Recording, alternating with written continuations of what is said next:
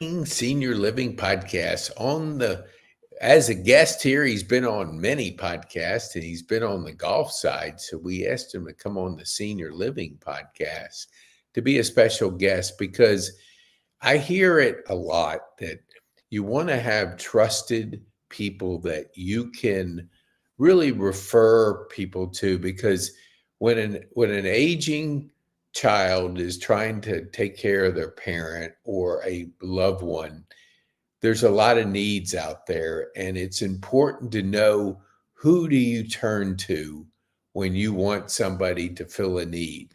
So on the podcast today is somebody that not only is he a good golfer and an excellent putter, he has other talents. And so I wanted him to come on and really share how things are developing in the senior living community and all the different resources that are out there. Not that we're going to discuss all the resources, but I want you to remember him and really how you can serve people that are looking for a person that knows a lot of people in the city. So Rand, tell our viewers who you are, what you do, and who you serve. Yeah, so my name is Rand Eberhard. I'm a pastor at Church of the Apostles, and I'm a people helper in general. I have a recovery ministry. I have what I call a restoration ministry for the furthest out people. I'm for the underdog, the comeback story, Mm-hmm. those that are aimless, hopeless, and helpless, that need somebody to believe in them for a minute until they can step into their created purpose and full potential. Um, Beyond that, I have an emphasis in senior care here at Church of the Apostles, where I serve as director of congregational care. Mm-hmm. And between those things, a lot of my time is offered there. And beyond that, I have other things I do in ministry and in life personally, but those are the two areas I focus on. And I know for our viewers, when I had a situation, you were the person I called, and the person you referred me to, it's like he read my mind. He told me exactly what was going to happen. It was like, really? And then it happened, and I was going, holy mackerel, what a perfect, I want to say, referral match, because I think in your work you come across a lot of people, so you know people that you can trust.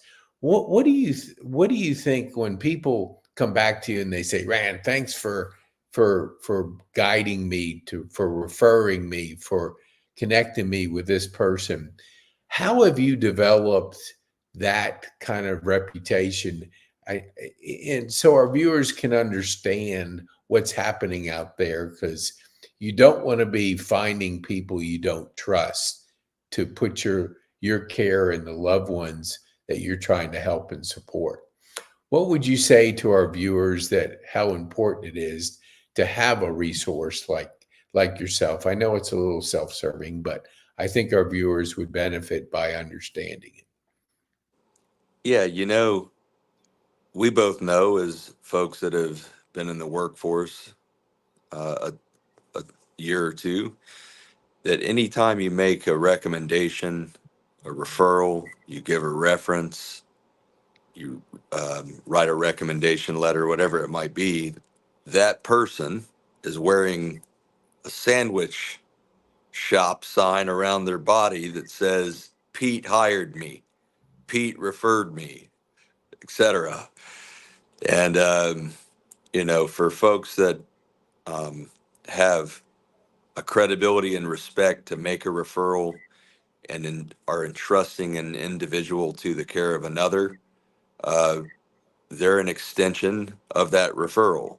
So it's really important to follow through and know who you're dealing with, make referrals on a first name basis that you know the recipient um, and the beneficiary of that person you're sending forward. And it's all about relationship, and it's all about knowing who you're dealing with. That's why the countless agencies I deal with on the recovery side, the senior care side, the mental health side.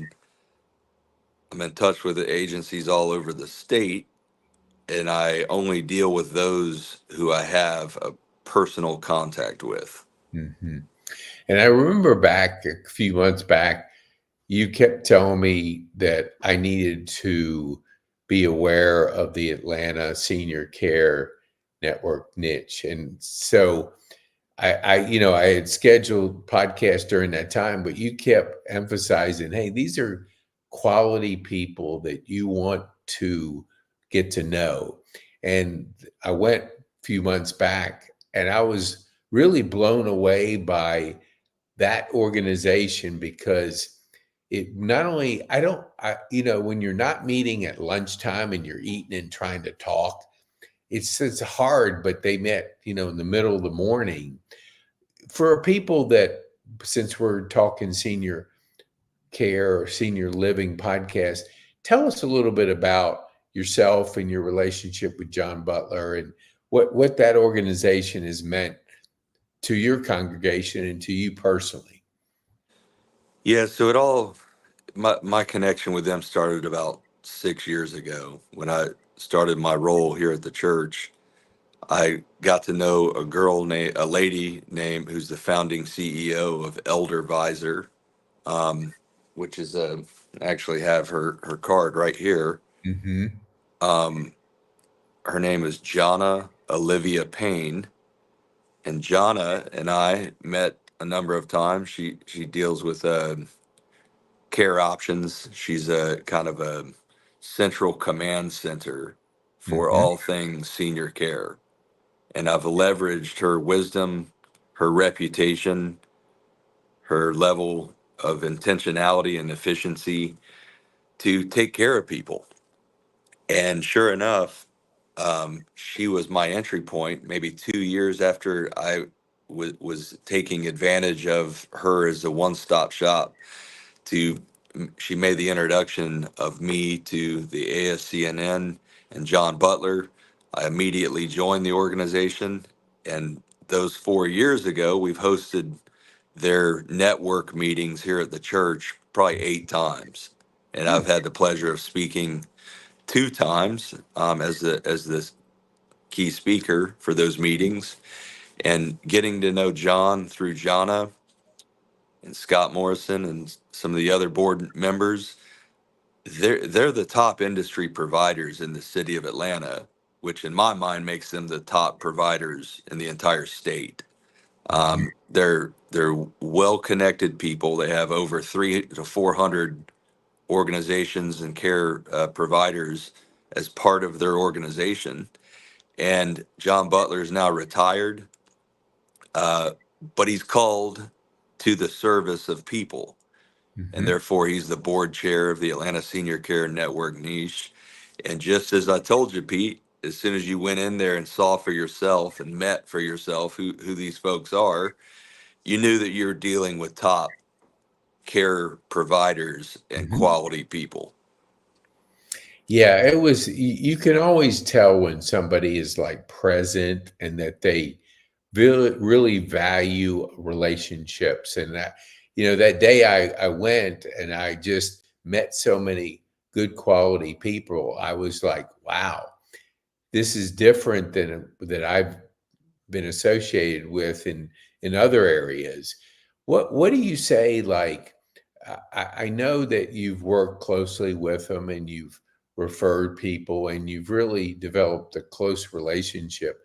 How important, when you get into senior care, there's so many needs out there, especially aging population. It's not like you can just say, here's one person. There's so many things going on. How have you been using those resources to really feed and serve the people that you know? So literally every single day I'm sitting at my desk, I make introductions to people in the Atlanta Senior Care Network. Hmm. And this is just a portion of the business cards that I've amassed Hmm. from uh, interpersonal connection with folks at these network meetings. So you go to these meetings, you meet people, some of which I've sent forward to you. Bruce Mhm. Pulver is, Mhm. an amazing speaker and Yep. TED Talk guy that was on your show. Mhm. And you interact with folks, and you know who you're dealing with, and there again you're making referrals on a first name basis. So it's been a great blessing to have them as a network of high quality and trusted providers. So if you were talking to a 25-year-old and they mention the word relationship, what would you share with a younger person, your version of the word relationship? Um, I'll answer that question like this. My dad, who is a very relational person, and he's been in the community for a lot of years in ministry and nonprofit, and Mhm. he's been part of raising a very, very large endowment for urban youth ministry for Young Life here in Atlanta. Mhm. And he was solely responsible for raising a $700,000 annual budget for a nonprofit and a ministry team himself for a lot of years, and here in Buckhead. And he told me this. He said, "Stop chasing money and start chasing relationships, and Mhm. money will start chasing you." So that's really, in my mind, the best way to answer your question. Yeah. If you're intentionally relational and you're a godly person, you're about righteousness and ethics, then you're going to be honored by that. Yeah. No, that's really good. I like how I've heard different versions of that, and it makes so much sense.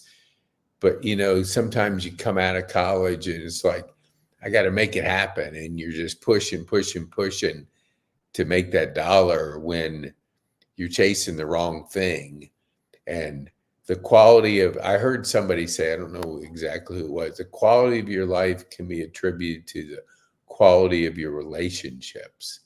And so those authentic relationships that we develop over the years are really so important to the quality of your life, because we're so busy in today's society that we tend sometimes to discount how important an authentic relationship is. What do you see in an aging population, the demands today versus maybe a couple 5 years ago? Is it any different coming out of COVID, or just the evolution of the aging population? Have you seen anything Yeah, in your there's a eyes? lot, but the one that I can speak to most uh, intentionally here is the fact that so many people, um, with the stage of life and the progression of uh, being prepared or not, so many people aren't prepared for the inevitable, as John Butler often puts it. Inevitably, we're going to be faced with something. And are we prepared to deal with those type things? And so many people aren't.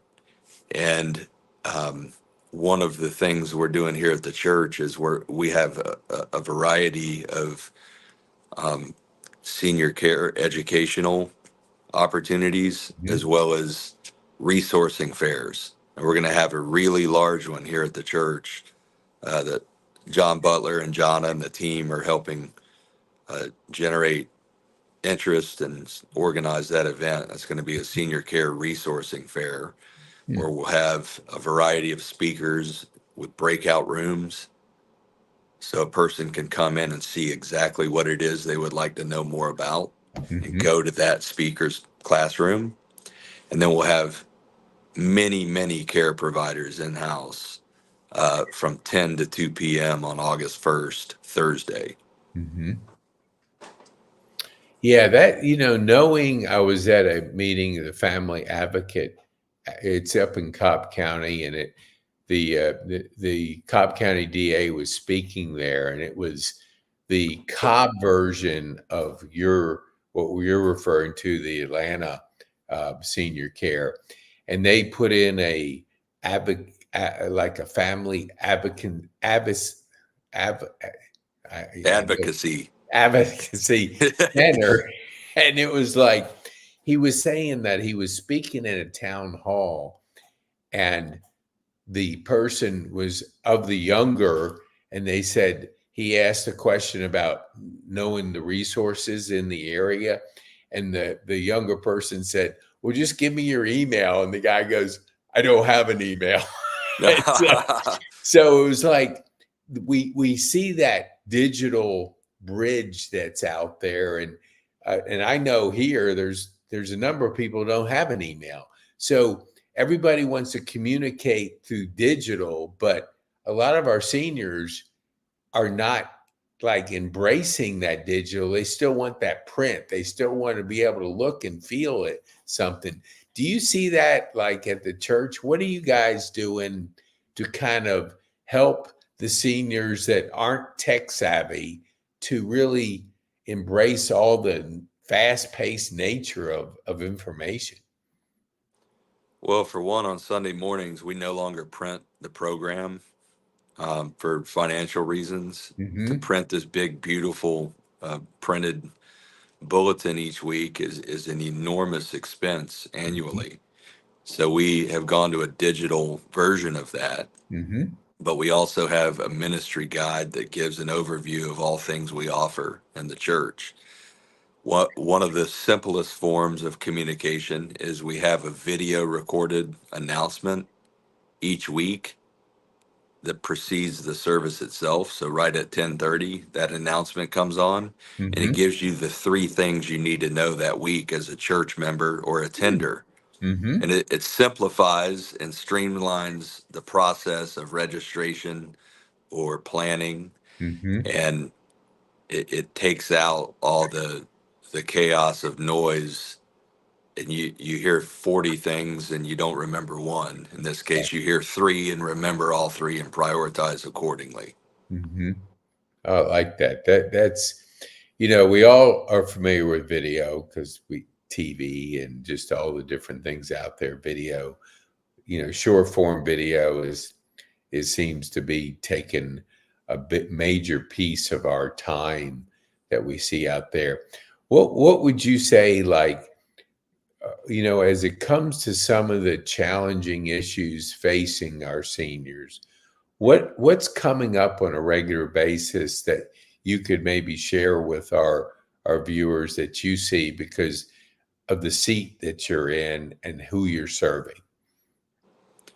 Yeah, you've mentioned relationship, and we all understand the concept of relationship.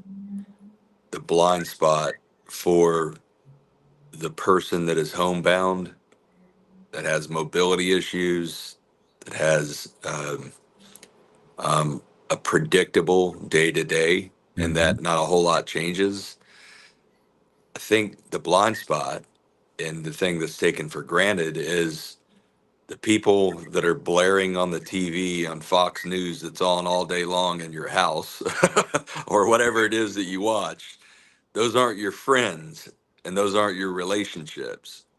So I think to encourage individuals watching to intentionally create intersections where you have the opportunity to be heard, understood, and valued, where people host you as an individual and love you right where you are, be Mm-hmm. that a church, be that what you have helped organize there. It, it, what's the place you live again? It's right on the tip of Over, my tongue. Over the Overture. overture, the Yeah. overture, the community that has happened there. That is such a intentional and great and rich community for the person that does have a hard time initiating that kind of activity. What would you suggest for that? Yeah, it's just last week. I became a member of a person invited me to the Rotary Club up here, and it's a very active one, high energy, very diverse. Just not what I was in Rotary 25 years ago, so I had a different impression of it. So I ran into this guy, and he goes, "Hey, I saw you at Rotary," and so we started talking. and he was in financial planning, but he told me some things that like I went, wow. He was part of like explaining Medicare and helping people to simplify it. Because when I turned 65, I thought it was like an easy thing. You just basically make a couple decisions and that's it. It was so complicated. It's like, wow. But anyway, he said this. He goes, I fell in love with seniors because just what you said, when you get to the end of your life, let's say you're in the fourth quarter, if you have to say, it's a football term, you do more self-reflecting and you do more looking at, hey, has my life mattered? And you want to share that story. He said he fell in love with just hearing the stories from his seniors that, really had a story to tell, but, sometimes we don't listen, Hmm. we're so busy, but he fell in love with really people that were reflecting, were kind of reminiscent or just sharing their story with him. And he just fell in with that whole class of people that he never really knew to this extent. Hmm. Tell me those three things again, because I want our viewers to really kind of grasp that. People want Yeah. to go ahead. Yeah. So a true relationship is an exchange. It's not somebody that one ways you the whole time with information or story, but it listens with their heart. So the base needs that we have as human beings is to be heard, understood, and valued. Hmm. So regardless of what someone says, can you value them right where they are without correcting them according to your perspective on any given topic? Just listen to people and celebrate who they are and affirm them and encourage them. And if their thinking or their philosophy or theological ideas are way different than yours, then try to understand the root system of what's informing that worldview and listen and converse and discuss. Don't just say whatever it is you think you need to say in order to be right. Listen with your heart and experience authentic relationship. Yeah, that's so good and so important. And when people hear that, especially I like kind of reflecting back because as our generations come on, we want to learn from the older generation, and there's so much wisdom in a Yeah. person's life that they have the ability to share. Because I've met some people from different countries like Brazil and Puerto Rico and different places where the culture was more close. And so they very valued the elders or the senior people in understanding, questions, asking those questions. And it was so cool to hear that. And you hear it sometimes, like you grow up in a neighborhood and you're able to, learn so much because everybody stays together. But today we're more mobile here in our world, and we're not like in the same neighborhood anymore. So we do have to learn from others. And I had a pastor on about a couple months ago, and he was saying, if we had more grace when we're talking with somebody, because I'll just use a TV example. You have your CNN listeners and you have your Fox listeners, and there's two that just don't cross over. I mean, either you're tuned into one or the other, but not both.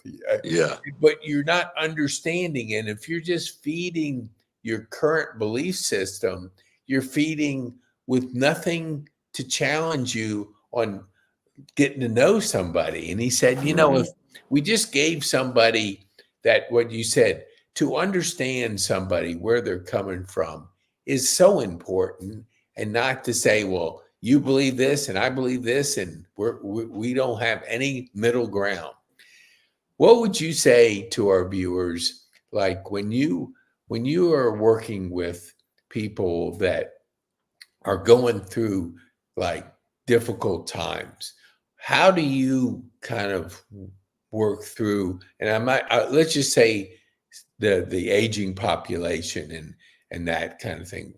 Is there anything you do in particular to help with that journey? Um, well, in a previous episode, you and I discussed how I draw up a recovery plan. Mm-hmm. But in general, just as a personal assessment, you can consider health and wellness.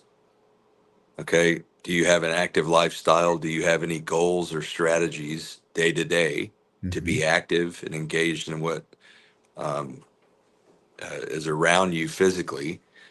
Uh, um, is your mental health an area that you're considering?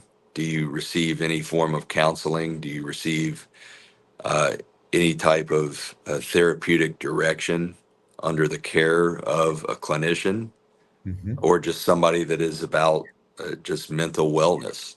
So, health and wellness. And then the social part we've talked about.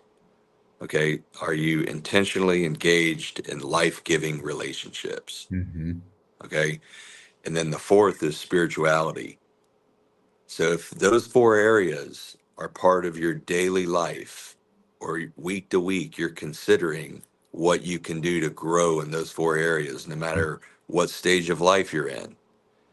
If you draw those out and said again, it's health and wellness, mental health, relationships, and spirituality. If those four are in place, you're way ahead of the average person. Oh, that's so good. Now, I can't add to that because that's exactly right.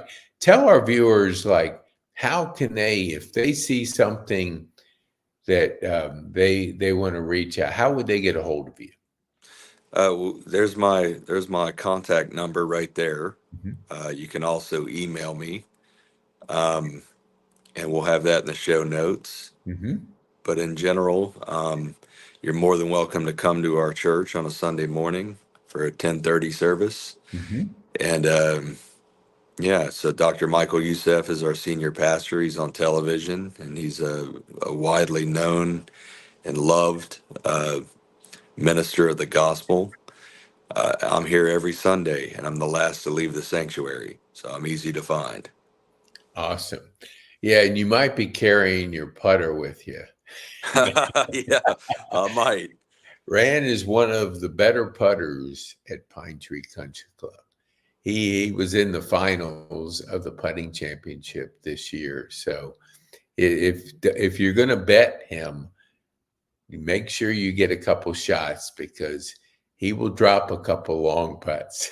Well, Pete, So you're a phenomenal putter yourself. So, yeah, well, I'm getting back, and I'm actually going. I didn't tell you this, but I'm going to a workshop for stem cells today.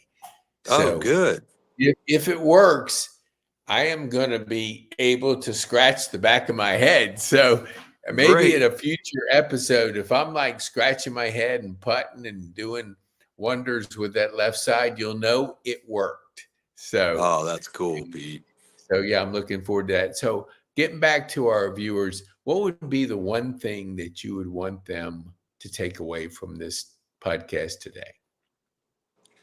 Uh, I think because we had such a great emphasis on relationship that calls for listening well and being prepared to give a response to the things that you're doing in life or whatever your unmet needs are. I think in Mm-hmm. general, to take away from this conversation, have you put in place a plan to make today better than yesterday and tomorrow better than today? So our best days are ahead of us as we grow as students of life and disciples of Christ, and we live out our divine assignment. It can only get better, and it will. I love it. That's an encouraging last message for our viewers because we're in challenging, chaotic, kind of crazy times. So it's good to have somebody that shares your hope and your vision of how things are. We appreciate you, Rand, being a guest, and thanks so much for coming on a non-golf side, which is the Yeah, thanks, Senior Pete. Living Podcast. Thank you very much, and we appreciate you. And if you know of people that you want to share this with, please do, especially when it comes to the value what Rand said about relationships and how important they are, because we're in busy times, and you want Yeah, to not be so busy that you can't have good quality relationships. So thank you, thanks a Rand. lot. Appreciate you being a guest. Thanks. Enjoyed it. You bet.